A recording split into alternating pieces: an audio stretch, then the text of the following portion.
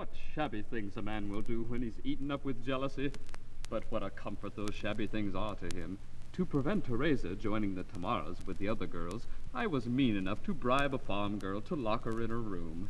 I'm disgusted with myself for having stooped to such a contemptible act. Still, I'm very glad I did it. Teresa, you here? Didn't expect me, I fancy. No. Locked me in my room, didn't you? Well, I escaped through the window. Never thought of the window. However, you are too late. The Tamaras have gone. Ah, forgive me. I couldn't bear the thought of your spending the day with them. My dear Alfredo, now do you really think I am the sort of girl who would throw herself away upon a contemptible outlaw? Why, I'd much sooner marry you. You would, my darling. Infinitely don't. Why not? It's a liberty. But after the tender avowal you have just made, surely I My may be dear permitted... Alfredo, you jump at conclusions. I said I would rather throw myself away on a respectable young farmer than on a contemptible outlaw. But I haven't the smallest intention of throwing myself away on either. Teresa, have some pity on me. I'm so desperately in love with you. I have founded my hopes of happiness upon you, for you're the very air I breathe, the very sunlight of my life. You are, of course, quite at liberty to profit by any light I may happen to emit. But without wishing to say a word that would hurt your feelings, it is only right to tell you that I look a great deal higher than a mere clodhopper. For you do hop clods, you know. I've certainly hopped some in my time. It's not my own idea. To be quite candid with you, I have often wondered what people can see in me to admire. Personally, I have a poor opinion of my attractions. They are not at all what I would have chosen if I had had a voice in the matter. But the conviction that I'm a remarkably attractive girl is so generally entertained that, in common modesty, I feel bound to yield to the pressure of popular sentiment and to look upon myself as an ineffective working minority. But you used to like me. Decidedly. Personally, I entertain a great admiration for you. I think you extremely good-looking.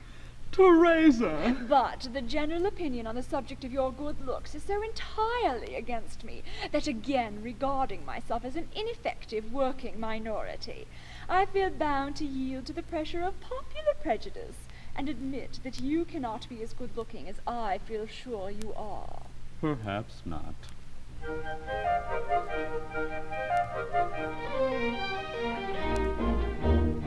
It's my opinion, though I own in thinking so, I'm quite alone in some respects. I'm not a fright. You like my features, I suppose. I'm disappointed with my nose. Some rave about it. Perhaps they're right.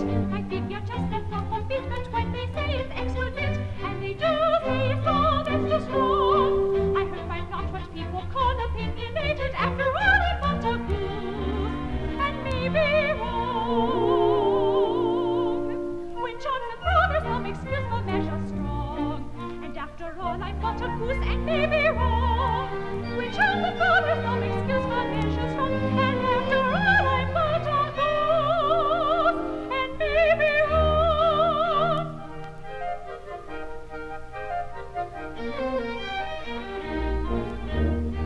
My teeth are very neat, no doubt, but after all they may fall out. I think they will, some think they won't. My hands are small, as you may see, but not as small as they might be. At least I think so, others don't. But they're a girl, they preach and pray from morning 6 to evening 8, and never stop to dine. Well, all the world, other Miss Ladies quite agreed on any hand, and it is quite agreed on mine. All said and done, it's little I against the throng. I'm only one, and possibly I'm wrong. All said and done, it's little I against the throng. I'm only one, and possibly I may be wrong.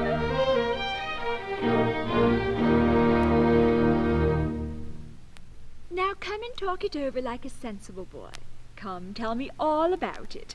You know you used always to confide your little troubles to me. I've nothing to say, except that I'm over head and ears in love with you. Now, first of all, you mustn't say you. It's too personal. Say, I'm over head and ears in love with Teresa. Well, so I am. Poor boy. Well, I can quite understand it, for with all her faults, she's far and away the nicest girl hereabouts.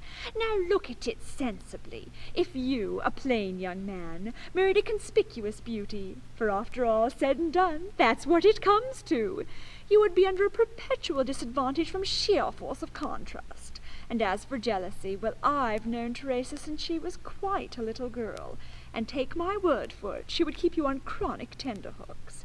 Now, if you married a thoroughly plain girl, like Alvino's niece Ultrice, for instance, who couldn't possibly, under any circumstances, give you the least uneasiness on the score of her personal attractions, you might count on being as happy as two thoroughly unattractive little birds could reasonably expect to be. Ultrice? What do I want with Ultrice? She follows me everywhere. She worries my life out. Ultrice is quite a good sort of girl. And as to her personal appearance, why, you'd get used to even that in a couple of years.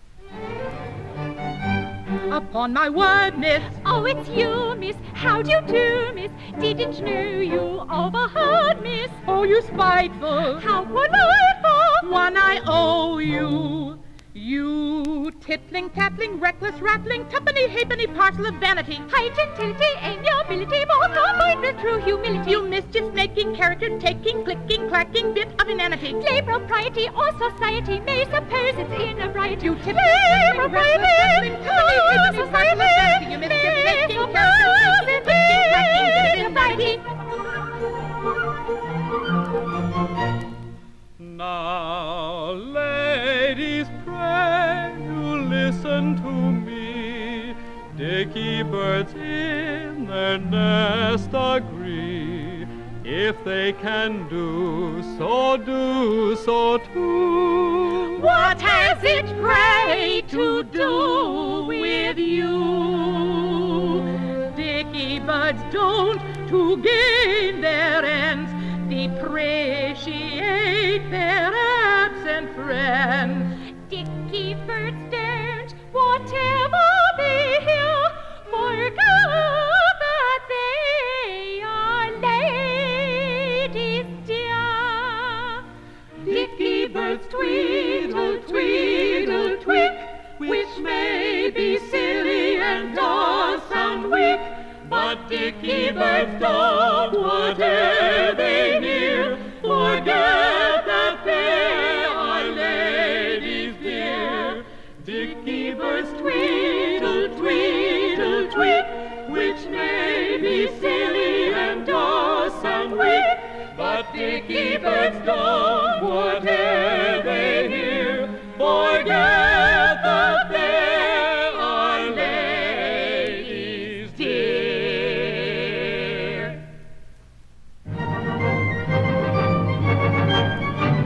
Now pay you attention, I've something to mention that ought your approval to win. And Dicky birds never or rarely endeavor. Now ladies, a truce to this din. And Dicky birds don't. Be quiet, I won't. my fortune's about to begin. The Duke and the Duchess are qualities such as themselves and their kids and their kin.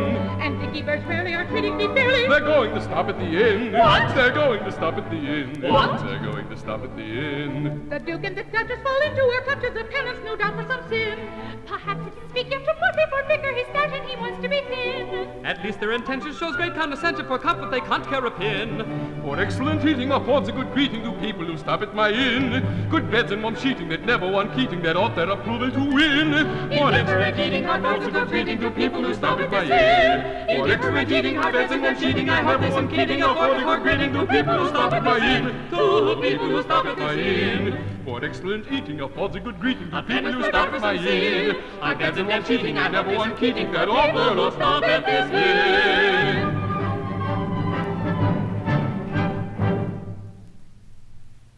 I don't know how I shall accommodate them. My only bedroom is occupied by the exploded alchemist, who is much too incomplete to be moved. There's the scullery. Do you think they'd put up with a shakedown in the scullery? I don't know. The Duke is an awful stickler for etiquette. He gave an innkeeper at Palermo 6 months because he used his pocket handkerchief in his presence. And he fined the mayor of Syracuse 100 crowns because he didn't. This is terrible. I know I shall make some fearful mistake with these people. I've never in me life addressed anybody of higher rank than an oil and Italian warehouseman. My good sir, they're not people, they're personages. Of course they are. There I go, putting my foot into it at the first go-off. If only I could practice a little. Now, if you'd be so kind, so very kind, as to impersonate the Duke, just for a dress rehearsal of the reception. I've got a lot of beautiful clothes left behind by some strolling players in pawn for their bill. You shall be treated with all the consideration due to your exalted rank, and have the entire run of the bar, except rum shrub. It's a tempting offer, but I must have a duchess. Of course you must. How many duchesses go to a duke? Only one at a time. You don't say so. Yes, dukes are very particular about that. Dear me. Well, here are 2 to choose from. My cousin Teresa and my niece Ultrice. Both charming. What's that? Well, one charming and one... Will that do? That will do. Now come, we've no time to lose. Choose your duchess and begin.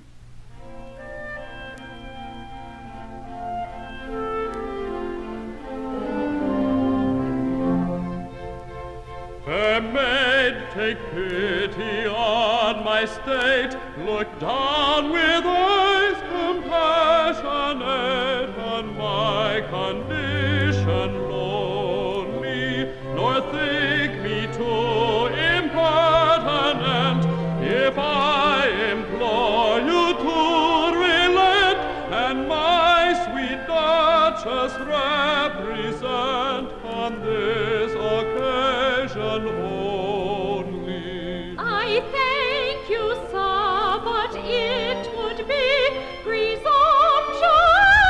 indeed in me to personate a duchess, but I know one would have the face to jump at me, making her dress.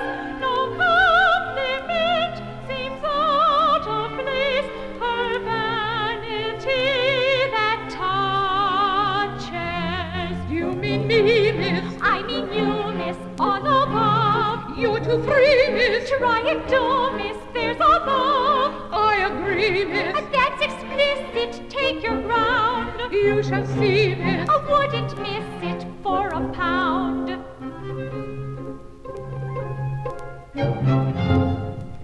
Though your spite all bounds surpasses, pay attention, I beseech you, manners of the upper classes, I shall be most pleased to teach you. Thank you, dear, pray take your station.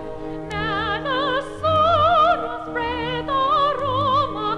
It will be a personation, teeming with unconscious humor.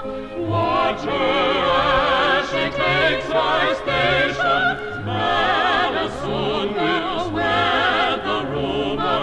It will be a personation, teeming with unconscious humor.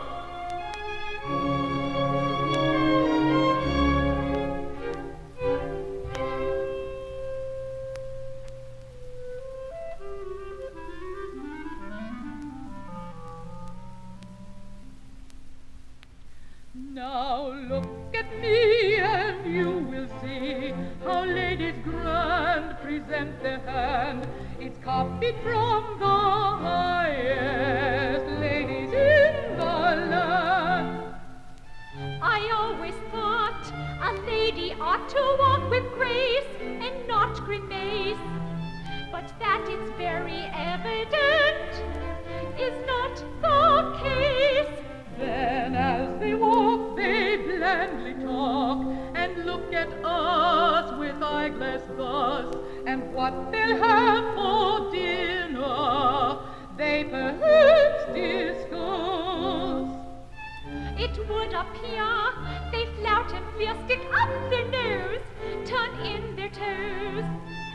teaching me gratuitously, I suppose. Then as she takes her place upon the throne that is prepared, the people bow them to the ground, and every head is bared. They keep their proper places as she looks them through and through. And I suppose they try to keep their countenances too. If that is what is called court etiquette, it's very plain. The ways of high society I never shall attain. It seems you must be ill-bred and as awkward as can be, which is ABC for you, my love, but difficult for me. If that is what is called court etiquette, it's very plain. The ways of high society we never shall attain. It seems you must be ill-bred and as awkward as can be, which is ABC for you, my love, but difficult for me.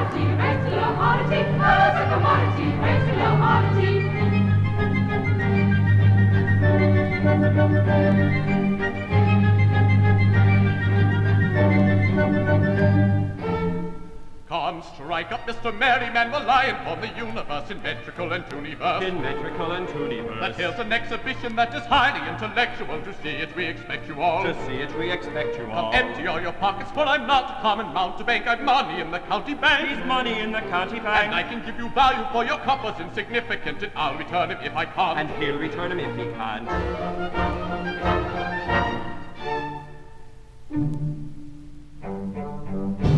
Though I'm a buffoon, recollect, I command you respect. I cannot for money be vulgarly funny, my object's to make you reflect. True humor's a matter in which I'm exceedingly rich. It ought to delight you, although at first sight you may not recognize it as such. Other clowns make you laugh till you sink when they tip you a wink. With attitude antic they render you frantic. I don't, I compel you to think. For this is a world of insincerity and trouble, and joy is imbecility, and happiness a bubble. And you're a lot of butterflies who flutter through the summer, and he's a mountebank and I'm a miserable mummer. It's possible the world is insincerity and trouble, and happiness, for all I know, is nothing but a bubble. Perhaps we may be butterflies who flutter through a summer, but you're without a doubt a very miserable mummer.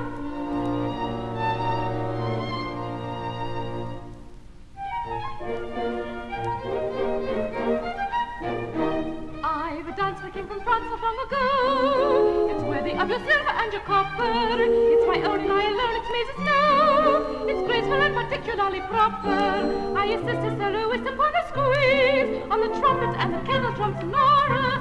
I've a song that's just as long as you may please. 20 verses, and each verse has got a chorus. Now that's the kind of merriment you ought to set before us. Only fancy 20 verses, and each verse has got a chorus. Such an entertainment we could listen for a summer, but save us from the humor of this melancholy mummer.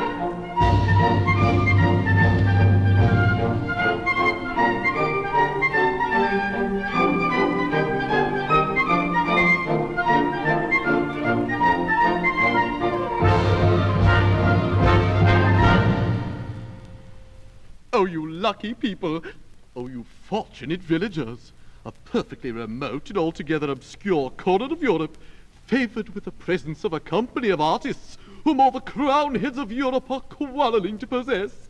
Solo, if you please, expressive of a general withdrawal of ambassadors from all the European courts. The Tsar of Russia is no longer on terms with the Empress of New York, because I visited her first. A lady, you know. As a man of gallantry, I couldn't refuse. But, Mum, I must be discreet. Solo, if you please, expressive of the honorable silence of a self-respecting man of gallantry. Thank you. Now to business. At 3:30 will be presented a dress rehearsal of the performance to be given before the Duke and Duchess of Pallavicini, comprising an exhibition of conjuring, necromancy, spirit manifestations, thought reading, hypnotism, mesmeric psychology, psychography, sensory hallucination, dancing on the slack-wiring ground, and lofty tumbling. Also will be exhibited the two world-renowned, life-size clockwork automata representing Hamlet and Ophelia, as they appeared in the bosoms of their families before they disgraced their friends by taking to the stage for a livelihood. The price of admission will be 1 penny for the aristocracy. Members of the upper middle classes, half price. It's 3:30. Be in time. Be in time. Be in time. Now that's the sort of merriment you ought to set before us. To mark our approbation, we'll extemporize a chorus. For such an entertainment we could listen for a summer, but save us from the humor of that melancholy drummer.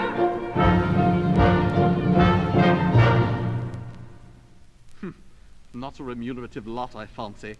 But if the Duke, who is a mad enthusiast in the matter of automata, should take a fancy to our Hamlet and Ophelia, he'll buy them and our fortune's made. By the by, where's Beppo with the figures? Bless you, he couldn't be here yet. All uphill. True. Nita! Well? Not quite so near Bartolo, please. Oh, I forgot. Force of habit. You must recollect that you are no longer engaged to be married to him. That's over. You are engaged to be married to me now. Try and remember it. Were to him. Are to me. It's quite easy if you put it like that. Thank you. Yes, but it's not so easy. A girl who's been deeply in love with a gentleman for the last 6 months may be forgiven if she forgets now and then that she doesn't care a bit for him anymore. We were happy. Very. How we carried on. Didn't we? Do you remember when I used to go like that to you? Don't I? Does he ever go like that to you? Not he. He doesn't know how. And yet we have a school board. How you loved me. Yes, but when I loved you, you told me you were a leading tragedian. But a clown! I really don't see how I could love a clown. I didn't deceive you. I've played the first acts, and the first alone of all our tragedies. No human eye has seen me in the second act of anything. My last appearance was 3 months ago. I played the moody Dane. As no one else had ever played him, so I played that Dane. Gods, how they laughed. I see them now. I hear their rippled roars. The whole house rocked with laughter. I've a soul that cannot brook contempt. Laugh on, I said. Laugh on and laugh your fill, you laugh your last. Ha, ha, ha. No man shall ever laugh at me again. I'll be a clown.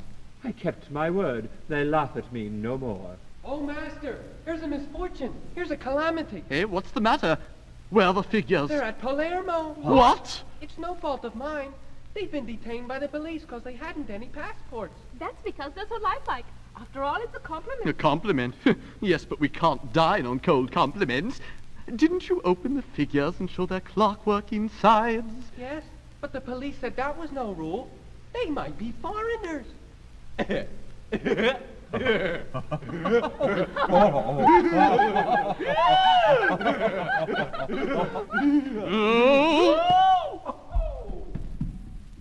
What's to be done? Here's a misfortune. Here's a calamity. What another? We're ruined, ruined. What is the matter with the licensed victualler? The alchemist, it's all over. He's gone. The last explosion did it. And this is all I've been paid for 6 weeks' board, lodging, and medical It attendance. seems cheap, but you can seize his effects. I've seized them. Here they are. All he possessed in the world. A bottle of medicine with a label on it. What's this? Read it. Our education's not what it was. 2 tablespoons at bedtime. Is that all? Here's a greedy fellow. But I say, it takes a lot of writing to say that. Well, it's very strong medicine. Oh, I see. I don't. Take it. Thank you. Take it yourself. It will do you good.